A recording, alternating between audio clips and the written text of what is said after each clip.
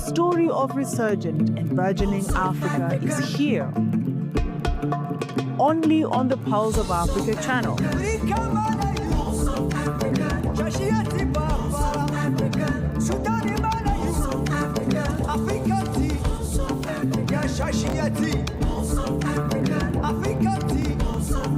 Pulse of Africa, the face and voice of Africa.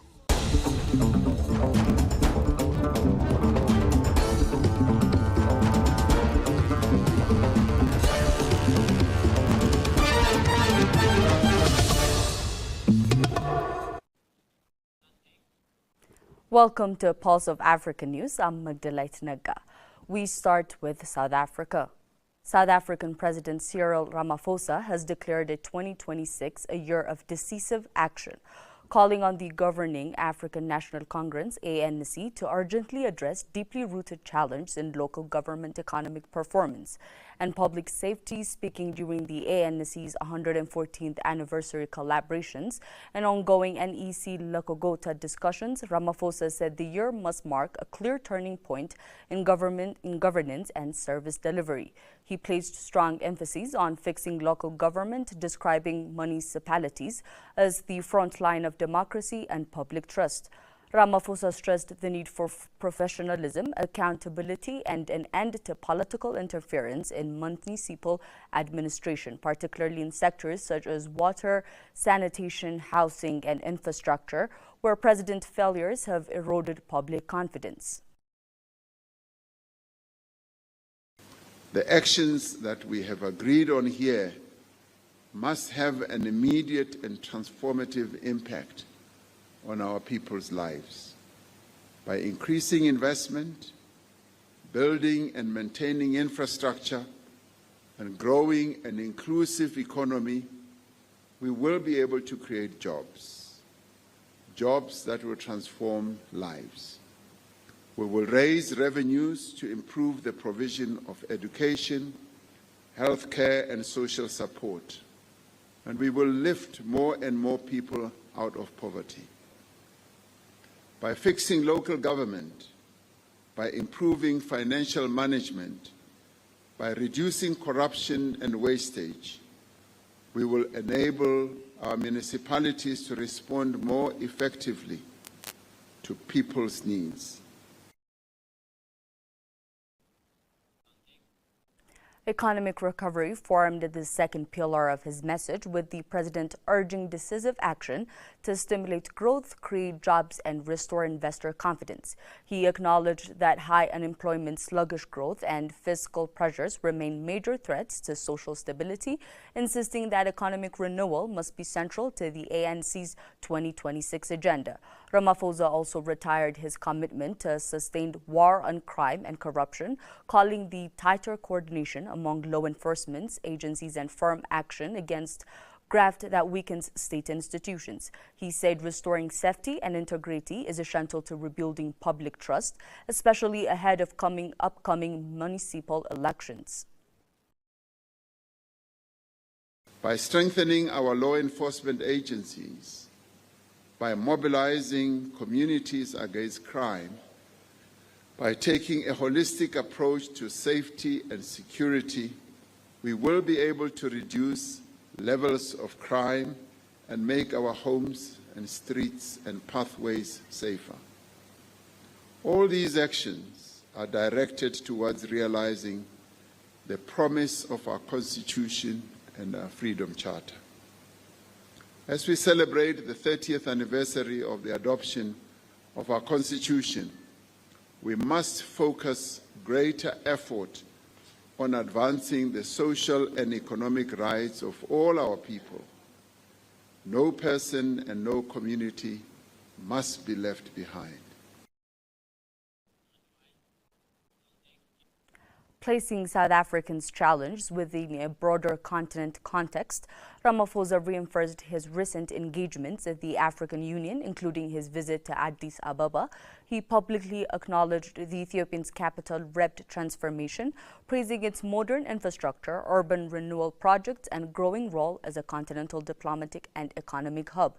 Ramaphosa said Addis Ababa progress demonstrates what focused leadership, long-term planning and decisive implementation can achieve. It is to be recalled Ramaphosa commended the transformation of Addis Ababa offers valuable lessons for African cities struggling with service delivery, urban management and economic inclusion, including that South Africa must draw inspiration from such examples to drive renewal at home.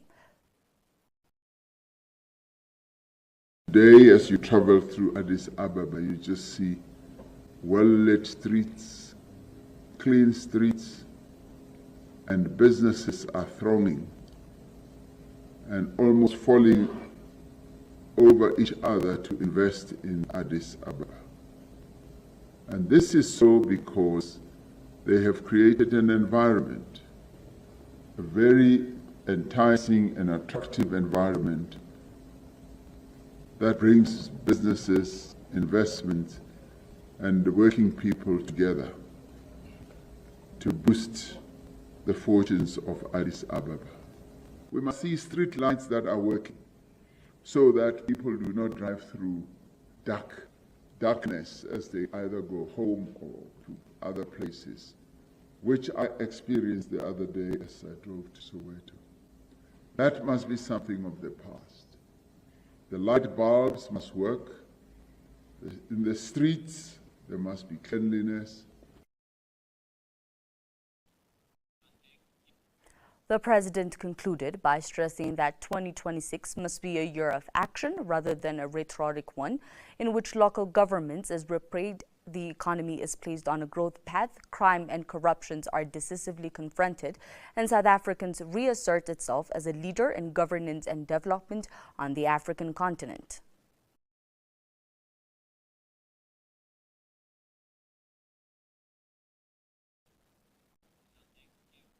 Morocco's selection to host the 2026 Conference of African Ministers of Finance, Planning and Economic Development COM2026 marks a pivotal movement for the continental collective economic future, extending far beyond the host nation itself.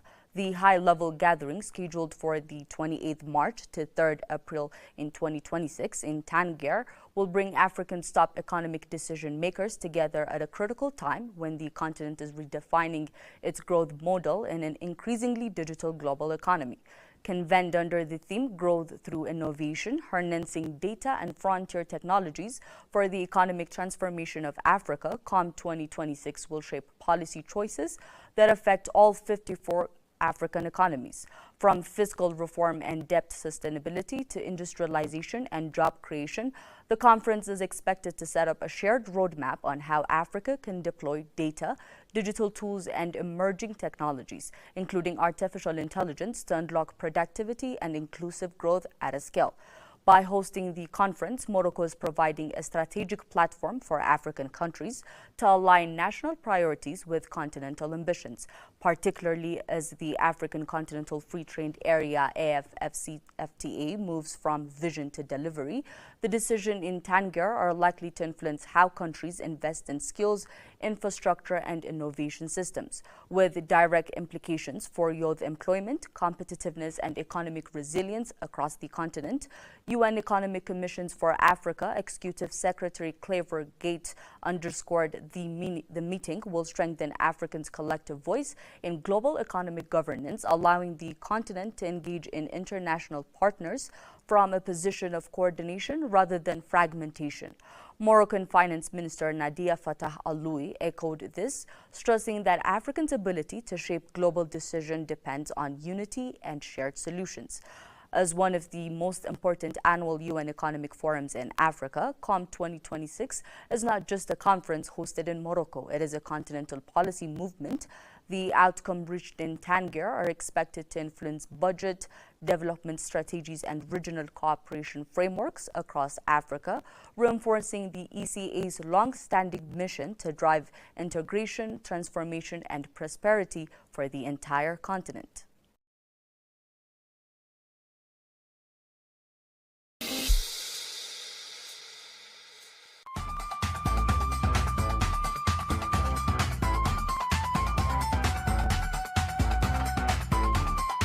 In Ethiopia, more homes and businesses now have access to electricity.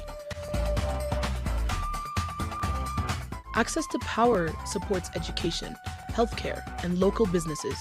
Light changes lives.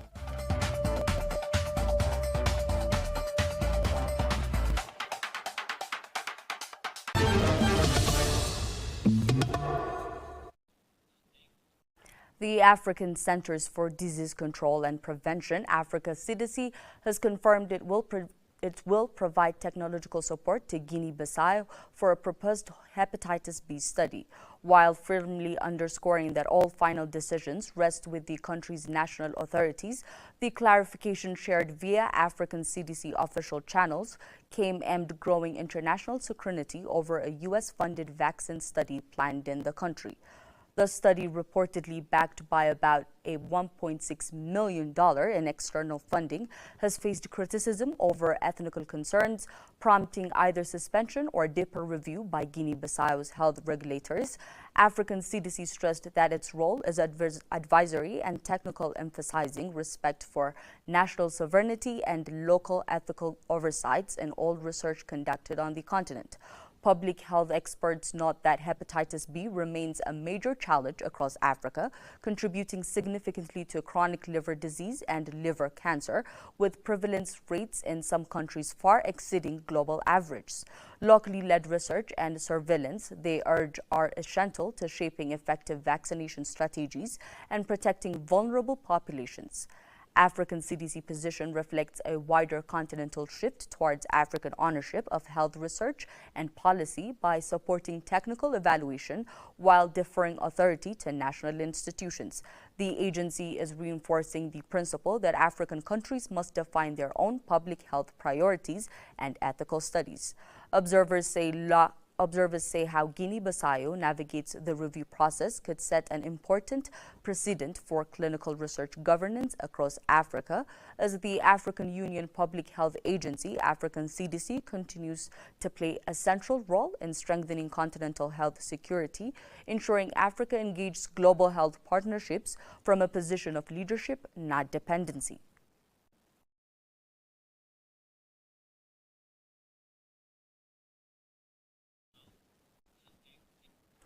The first international conference on the rule of law and alternative dispute resolution, ADR, for sustainable peace and development has successfully concluded in Bahir Dar after 2 days of high-level deliberations.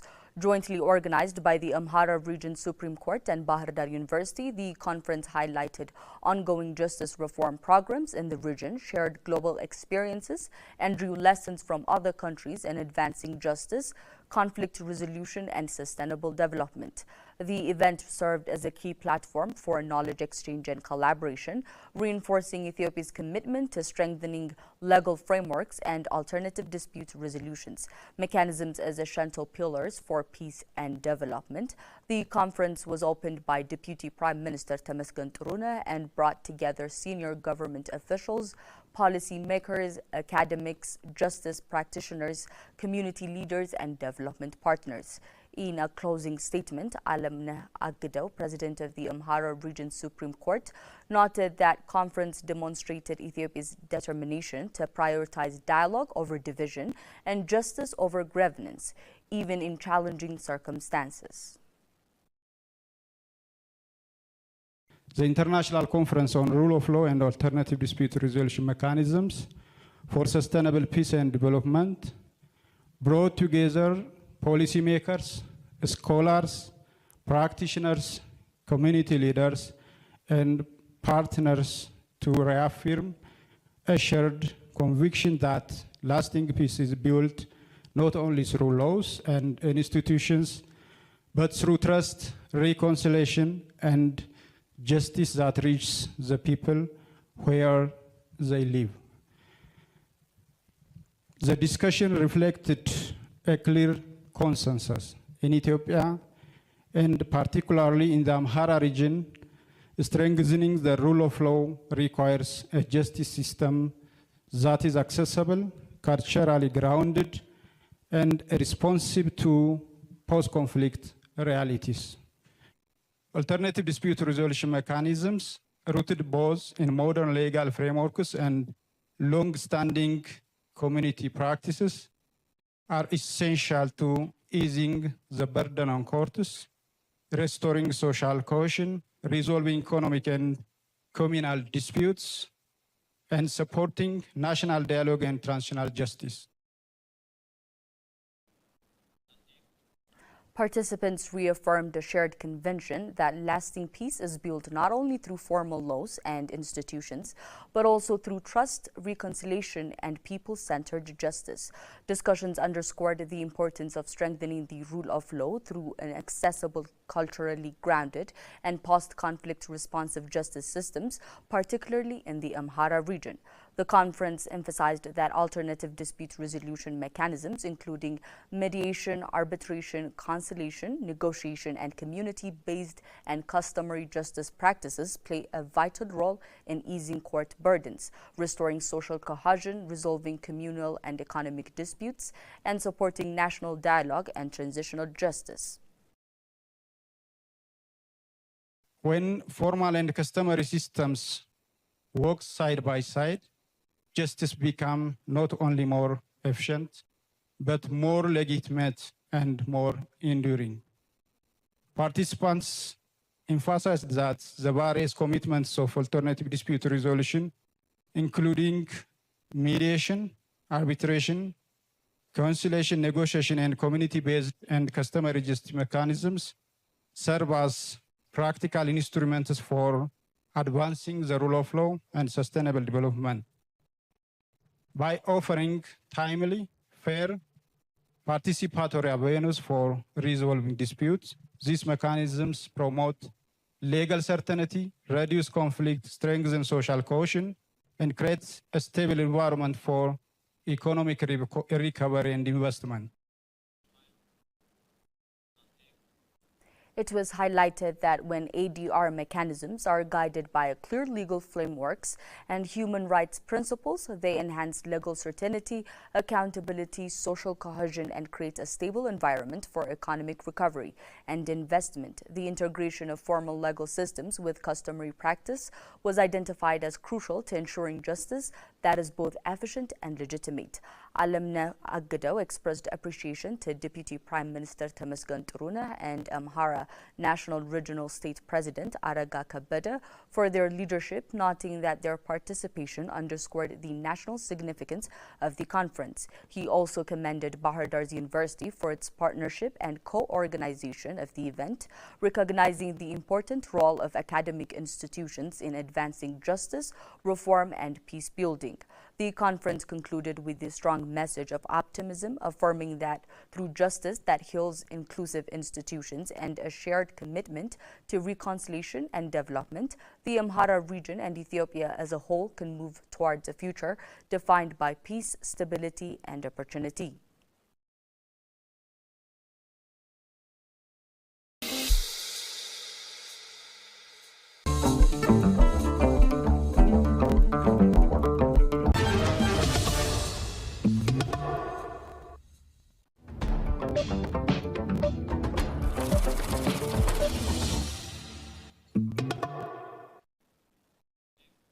Moving to business news, we have Nigeria has taken a major step towards revitalizing its cotton and textile industry with an unveiling of two new genetically improved cotton seed varieties, Mahaiko C567 BGI2 and Mahaiko C571 BGI2.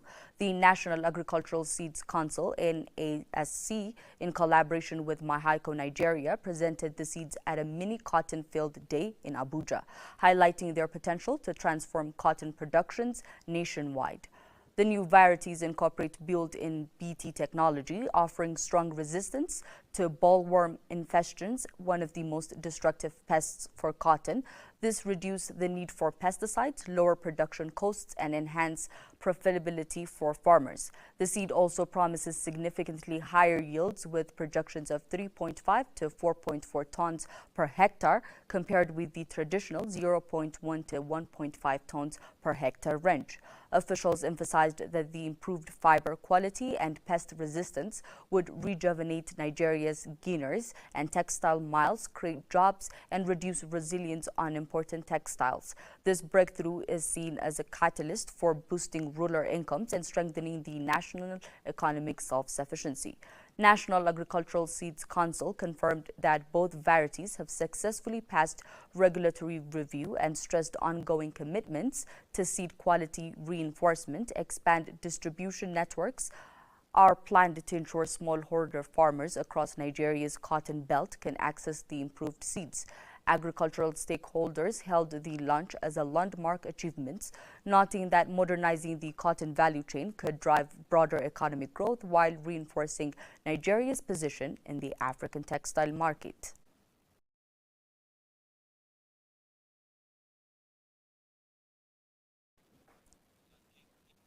Rwanda's horticulture sector continues to show remarkable growth, with export revenues nearly quadrupling over the past 5 years, rising from $28.7 million in 2020 to over $86 million in 2025. This surge comes as the National Agricultural Export Development Board, NEB, implements initiatives to expand access to international markets, particularly in West and Central Africa. On January 23, 2026, the first direct shipment under the initiative departed Kigali for Brazzaville, carrying 17 tons of Rwandan's fruits and vegetables. The milestone was enabled by investments in air transport, pack houses, cold storage facilities, and cooperation agreements facilitated by Rwandan embassies in target countries. National Agricultural Export Development Board supporters exports by aggregating produce, maintaining quality through cold storage, packaging efficiently, and arranging transport to international markets. Cloud Bizimina, CEO of National Agricultural Export Development Board, said the direct export flights represents a major milestone for sector and align with Rwanda's vision of increasing exports while boosting foreign exchange earnings. Beyond Africa, Rwanda's fruit and vegetables reach markets in the United States, Europe, Asia, and Australia, reflecting the country's growth reputation for high-quality agricultural products. The government's broader investment in infrastructure and strategic partnerships has been crucial in enabling exporters to overcome logistic challenges and access regional and global markets more effectively. The horticulture and floriculture sector remains a key driver of Rwanda's economy, contributing to rural livelihoods, employment, and the country's push towards intra-African trade under the African Continental Free Trade Area, AFCFTA.